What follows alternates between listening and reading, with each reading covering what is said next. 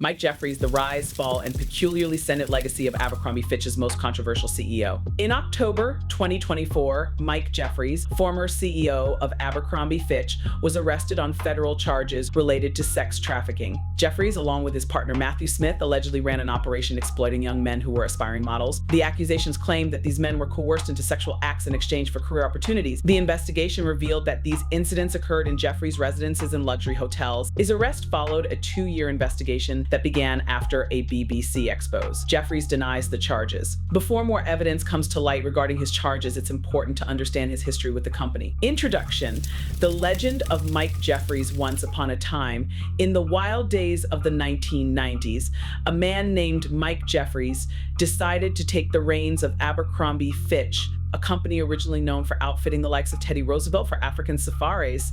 Jeffries, however, had no interest in safari gear. He was more interested in transforming the brand into something that would scream cool so loudly you could hear it all the way from the food court of your local suburban mall. With his distinctive vision, one part Calvin Klein ad, one part frat party, and one part did they really say that out loud. Jeffries became the controversial architect of Abercrombie Fitch's massive success and subsequent downfall. Let's explore his story, filled with drama, lawsuits, abs, and the lingering odor of fierce cologne that haunted malls across America. The early days, how Mike Jeffries became the king of cool, or at least thought he was.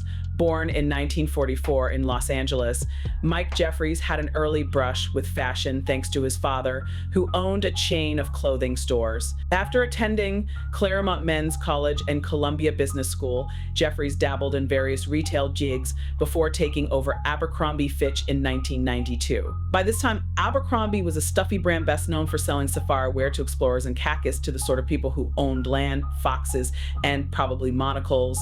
Not exactly a youth-oriented brand. Jeffries, though, had a vision, and that vision involved transforming Abercrombie into a global youth empire where shirtless male models would roam freely and wearing too many clothes would be considered an act of rebellion. He took inspiration from brands like Calvin Klein and Ralph Lauren, but he added his own twist: exclusivity.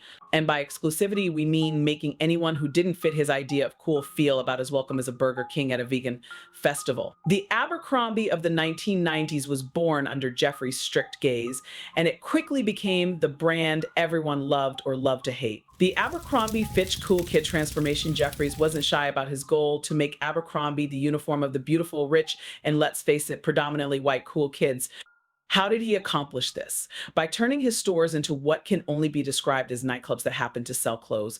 If you walked into an Abercrombie in its heyday, you might have been blinded by low lighting, deafened by pulsing tech music, or knocked out by the aggressive scent of Abercrombie's fierce cologne. Fun fact, they sprayed so much of that stuff, it's probably still lingering in the air today. Jeffries hired a roster of photographers, including the famous Bruce Weber, to create ads that were less about the clothes and more about the bodies wearing, or often not wearing them. The marketing was erotic, homoerotic, and sometimes just plain confusing.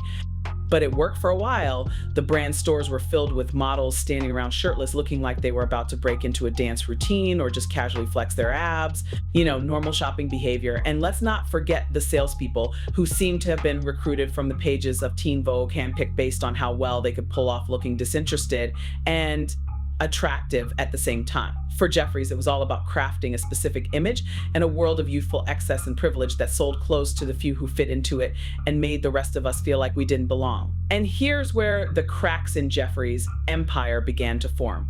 The 2006 Salon interview, "We don't want uncool kids," Jeffries made what might be his most infamous public statement. In an interview with Salon, while discussing Abercrombie's marketing strategy, Jeffries said, "We hire good-looking people in our stores because good-looking people attract other good-looking people, and we want to market to cool, good-looking people. We don't market to anyone other than that." Are we exclusionary? Absolutely. Jeffries didn't stop there. He added, "A lot of people don't belong in our clothes and they can't belong. Are we exclusionary?" Absolutely. Those companies that are in trouble are trying to target everybody young, old, fat, skinny. But then you become totally vanilla. So to summarize, Abercrombie wasn't selling clothes for everyone. They were selling clothes for a very specific group, the cool kids. If you weren't cool, or in Jeffries' unspoken but clearly implied definition, skinny and beautiful, Abercrombie didn't want your business. His candor shocked many, but it also became the perfect encapsulation of everything people hated about Abercrombie's ethos.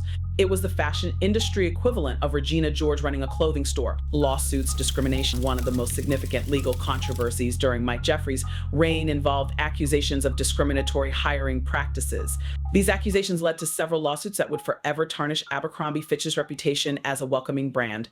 In 2004, a class action lawsuit was filed by minority applicants who alleged that Abercrombie Fitch systematically discriminated against people of color. The plaintiffs claimed that Abercrombie hired predominantly white employees for the sales floor positions, those who were visible to customers, and relegated minorities to stockroom jobs or denied them employment altogether. This case led to one of the most publicized legal settlements in the company's history. Abercrombie settled the lawsuit for a staggering $40 million, but the legal fallout went beyond monetary damages. As part of the settlement, Abercrombie Fitch was required to change its hiring practices, introduced diversity training programs, and appointed a diversity officer to oversee its new hiring protocols. For a company that, under Jeffries, had essentially marketed itself as a brand for a narrow demographic, young, white, thin, and conventionally attractive, this legal judgment was a significant blow. It exposed Abercrombie's discriminatory practices to the world and painted a damning picture of the company's internal culture under Jeffries' direction. Criminal implications. While this case did not lead to criminal charges, it did expose Jeffries and the company's management to accusations of violating civil rights laws. The company was forced to take immediate steps to prevent further legal challenges based on discriminatory employment practices. The hijab controversy. A Supreme Court showdown. Another high-profile legal battle under Jeffries' watch was Abercrombie Fitch's refusal to hire Samantha Elof, a Muslim woman, because she wore a hijab. In 2008, Elof applied for a sales position at an Abercrombie store in Tulsa, Oklahoma. Despite being qualified, she was not hired, and the hiring manager reportedly said the hijab violated the company's strict look policy. The policy dictated how employees could present themselves, essentially. The only headwear allowed was that which fit their all-American image. Elof's case quickly escalated into a legal showdown, culminating in a Supreme Court ruling in 2015. The U.S. Equal Employment Opportunity Commission, EOC, sued Abercrombie Fitch on behalf of Elof, arguing that the company's refusal to accommodate religious attire was a violation of anti-discrimination laws. The Supreme Court ultimately ruled in favor of Elof, stating that Abercrombie Fitch had violated Title VI of the Civil Rights Act of 1964, which prohibits employment discrimination based on religion. The ruling was significant not just for Abercrombie, but for all U.S. employers, setting a precedent that companies cannot refuse to hire someone based on their religious practices, whether the candidate explicitly requests accommodation. Criminal implications. Again, there were no criminal charges brought against Jeffries personally, but the company faced major legal challenges, and the ruling brought significant damage to Abercrombie's reputation. The fact that the case went all the way to the Supreme Court highlighted the company's systematic issues with discrimination, ultimately pointing back to the culture Jeffries had fostered. Wage and hour lawsuits. Abercrombie's labor violations under Mike Jeffries. Abercrombie Fitch also faced a series of lawsuits related to labor law violations, particularly surrounding wage and hour disputes. Several employees, particularly those working in entry-level sales positions, sued the company for failing to pay proper wages, forcing employees to work off the clock, and not compensating them for overtime work. One of the most notable cases came in the form of a 2005 class action lawsuit accused of violating federal and state labor laws by failing to pay employees for mandatory meetings and requiring them to purchase and wear Abercrombie clothing as part of their job. The lawsuit alleged that employees were forced to buy new outfits as a condition of employment, leading to financial strain, especially for those who were already earning minimum wage. Abercrombie settled this wage and hour lawsuit for $2.3 million in 2013, but not without admitting to a long-standing practice of failing to pay employees properly. This lawsuit, while not criminal in nature, raised questions about the company's ethics and how it treated its workers under Jeffries' leadership. Criminal implications.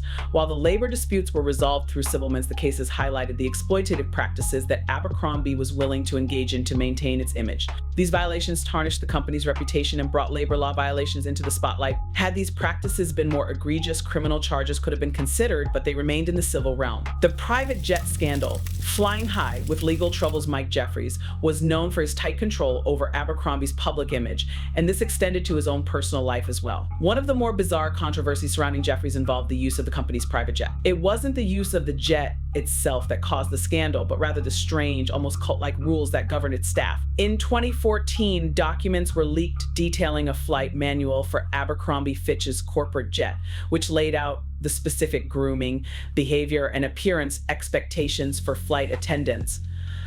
The manual reportedly required that the male flight attendants be young, fit, and dressed head to toe in Abercrombie gear naturally. There were detailed instructions on how to present themselves and even rules for how they should respond to Jeffries' commands.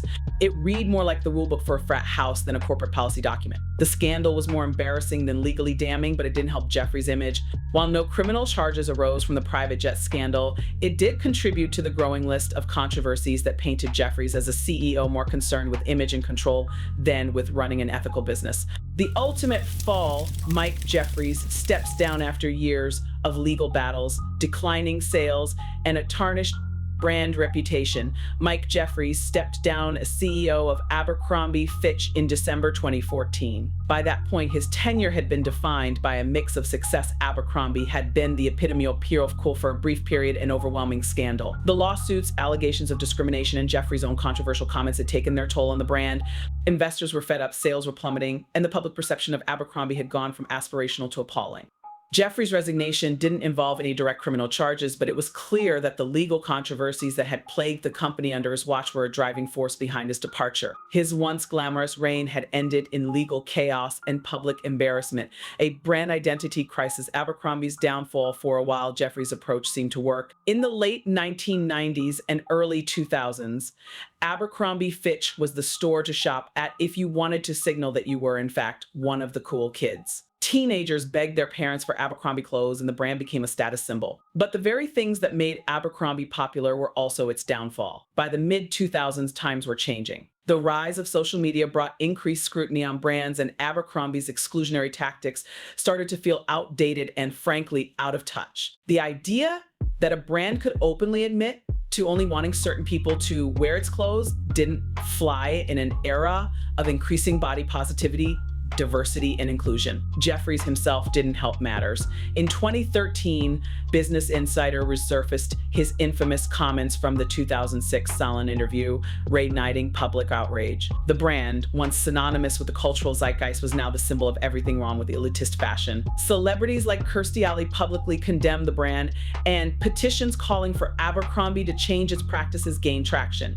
Sales began to plummet, and Abercrombie stores, once the shiny emblems of youthful excess, started to feel more like relics of a bygone era. The brand tried to change course, offering more inclusive sizes and toning down its racy advertising, but the damage was done. Jeffries had created a monster, and now it was coming back to bite him. The final days of Mike Jeffries at Abercrombie in 2014, after years of declining sales and mounting controversy, Mike Jeffries stepped down as CEO of Abercrombie Fitch. It was the end of an era that had seen Abercrombie go from a niche retailer to a cultural phenomenon and then crash back down to earth, all while leaving a trail of shirtless models, exclusionary policies, and overly aggressive cologne behind. Jeffries himself faded from the public eye after his departure, and Abercrombie began the slow process of trying to rebuild its image. The brand has since made strides in becoming more inclusive, but the Mike Jeffries era remains a cautionary tale of what happens when a brand prioritizes elitism over inclusivity. Mike Jeffries' legacy, a cautionary tale with a side of abs. So what do we make of Mike Jeffries and his reign at Abercrombie Fitch? On the one hand, Jeffries was a marketing genius who knew how to create an aspirational brand.